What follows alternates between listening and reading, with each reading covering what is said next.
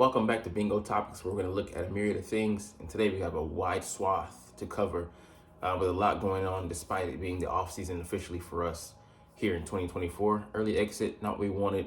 We'll review maybe some game film of that stinking heap of hot garbage that we put on display out there on Monday, Tuesday for me. But we got a lot of things to talk about regarding what's going to be happening in regards to shaping up these Eagles going into the 2024 season in the fall. What's up, it's your boy Cintron, coming back at you with another analysis video, and I kid you not, that's my real name. Like I said, let's get started because we got a lot to talk about. So first up, they had exit interviews today for the Eagles. The players did, and our head coach actually met with the owner as well. So Nick Sirianni had his meetings with the players, and maybe talk about their performance and what was going on and different things, maybe concerns that they want to bring up, things they want to get off their chest and whatnot. And Jason Kelsey stumped the table for him, saying that he's a damn fine coach and he want to go to war with anybody in that room. And I think it might have been Lane Johnson, and Jordan Mailata also said the same, that he firmly believes in Nick. He's going to the playoffs 3 straight years, taking us there. Fletcher Cox was maybe the hardest, came out the hardest to defend Nick, and saying that the guy, come on, he's had 2 10-win seasons back to back, took us to the Super Bowl, and had us punching it, had us with a ticket to participate in a tournament 3 years in running. So what is there to talk about? But man, I get that what the players are saying, but the results, you have to look at what happened down that stretch, and you put that solely on the shoulders of the head coach, man. 1-6 to finish out your last 7 games, that's unacceptable. In no world, performance-based or performance-based, results-driven business is that acceptable. And him being a cool guy, I have nothing against the guy. I like the fire that he has in his belly for the passion that he displays in being the head coach of the Philadelphia Eagles. I think he really wears that mantle well and is a good representation of the city. That being said, I need to see those things that need to change on the field, that are being affected off the field by you not having precautions, in place, and not taking care of business as far as handling the things that help us be successful on game day, that lead to us having a successful offense. And not you, because I don't think you hired a defensive coordinator, but us fielding a defense that is worth its salt. We have those pieces. There's no reason we shouldn't at least be middle of the pack on defense. But yeah, Nick also met with Lurie to talk about his future plans, to present them, and that's going to include, change the staff on offensive and defensive side, potentially offensive coordinator, and if Nick is open to the changes, they'll keep him on. If he's not, he'll get washed just like Doug Peterson. And we'll get into that a little bit later, but we might have a guarantee there, actually. All right, on to Jason. He talked about his looming announcement on his future, on the latest New Heights, and he pretty much made a commitment to not make a commitment, even though he's told his teammates, he pretty much, he's like, you read my body language, you can see what's going on, but I'm not going to give you a definitive answer. It deserves more than that. This process does. There's a lot of people he wants to thank personally and in the right way, and give them their proper flowers before he takes his bow out, we believe. But he's going to make an announcement pretty soon. And yeah, he just don't want to make it in the moment, being emotional, just kind of making it sound like it's just a dump off, an emotional trauma dump. Like, oh, I'm done because, we lost, whatever. But no, there's so much that's going into this decision. It's been years in the making.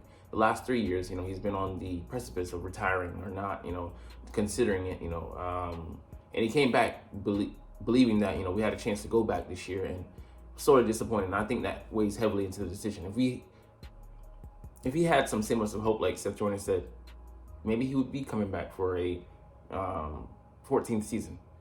But the 13th one most likely will be his last. And, as much as I hate to see it, he said the guys were saying, like, we're sorry that you had to go out like this. He's like, no, don't be sorry for me, motherfuckers. He got a chip. And as hard as it was to accept that Super Bowl loss, he's going on his own terms when he has, he'd probably have, like, maybe 2 to 3 more solid seasons he could give you. And that's just solid seasons. He's giving us all pro seasons. That's what people are like, unlike Creed Humphrey is the best, center. Or was Creed this year? Nowhere to be fucking found. Who was it again? Jason motherfucking Kelsey. So give the guy his flowers. And, he was emotional, talking to reporters, and cleaning out his locker. And talking to his brother on the podcast, he almost had to keep himself from, crying again. I mean, there's no way he has put that much emotion to, or has that much emotion invested, showing on display, trying to hide it, but you can't fool us, bro. We know you very well. So it's going to be wonderful to watch him on his next journey, but damn, the man he didn't deserve to go out like this, man. All right, on to the next item. Report, Nick Sirianni, Howie Roseman reaching out to evaluate potential Eagles coordinator candidates. So for me, this says that even though he had yet to have met up with Jeffrey Lurie, that he's going to be back on. And of course, there's no 100% guarantee, but I would say, barring him saying no to their demands of, okay, we're gonna do this on offense, we're gonna do this on defense, because Brian Johnson, Nick is a guy that pounds the table for his guys, so he's gonna want to keep Brian Johnson on. Are they gonna look at the results and say no? Because I believe that he was really calling the plays. So there would be a case of, like, for them, if they believe in Nick's plan moving forward, then fine. But if they think that they need a new vision in the building and go with a new offense, they're gonna, give Brian the walking papers and then bring in some other guy. And defense, I don't think he's gonna have much of a say, pushback, because it's not his forte per se. But I really think Nick's gonna roll over and not, and be a puppet, not like Doug Peterson, who was like, nah, I'm not doing that. But for me, this is the writing on the wall. Them already interviewing people, because usually a new head coach would be allowed to, interview his people. Or this says that they think that they can bring in another puppet head coach regardless of, whether they keep Nick on or not. I don't think they do. So I think we're gonna have another year of Nick Sirianni, and this will be his last year from the sound of this. But yeah, Nick is gonna be letting Howie Roseman and Jeffrey Lurie Geppetto him. Pause. Sounds creepy, but it's not. Anyways, moving on to the next topic. So we're in the year of, or at the time of the year, reviewing the first round, 5th year options for the draft picks in 2021. Why, I can just read the title. Anyways, we all know this guy is up for extension. We can extend him, or we can choose to just let him put out the 5th year option.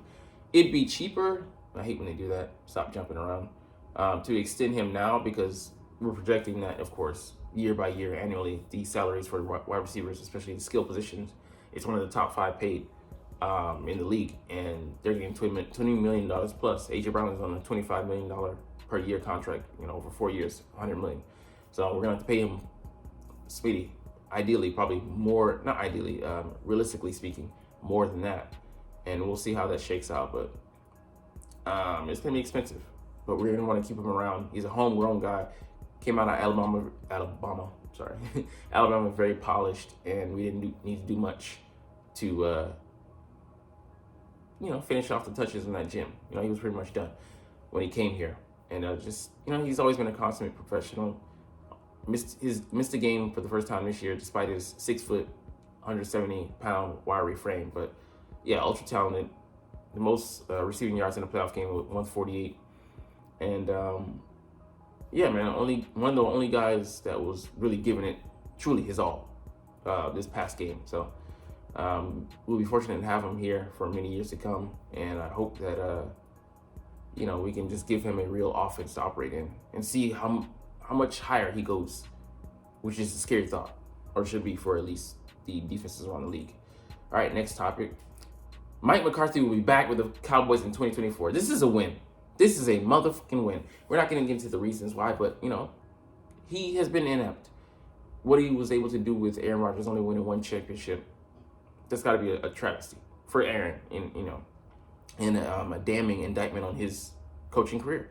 But, he's also, it's I call the Eagles the Dallas East, because the way the regimes are looking like, they're being this evil figure controlling things from the management positions, and it's kind of sad because you're not letting the coaches do their job. But if you want to interfere, fine, but you better be happy with those results you get, because it's your fault. So Jerry Jones is a meddler, and he wants to have somebody that's gonna be a yes man to him. And Mike McCarthy is that. He's fine being that, and they've had success, regular season success, but they haven't done anything in the playoffs. So I'm all for it. Please, I want to see as much as I can of Mike McCarthy over the next several years. But I do believe if he doesn't produce past this season, then Jerry's patience is going to run out. So I think he's on a hot seat as well. And even if he goes into the divisional, he'd have to go to at least the divisional game and have a hard fought game for Jerry to consider keeping him on, because he's going to get Marty Schottenheimer, and that was the wrong move for them, I believe, moving away from him, because that's extenuating circumstances. But anyways, all right, our last topic today, Darius Slay. So he went out the game with an injury. He had to be carted off because it was so bad. Turns out it was just his back, and he avoided a major back injury, but he'll be out 3 to 4 weeks. But I'm like, bro, you're talking like you're going to be playing soon. But that's good news. He was okay, solid at times, and had some good moments. But he's still our best corner coming back, and you don't want to turn over the keys to the kingdom to all the younglings next season. But I think he, one more year of Slay is what, we probably will be looking at. Bradbury, I don't know. His salary almost guarantees he'll be here, but do they do something like Cintron said, add a year on and then just cut him? Because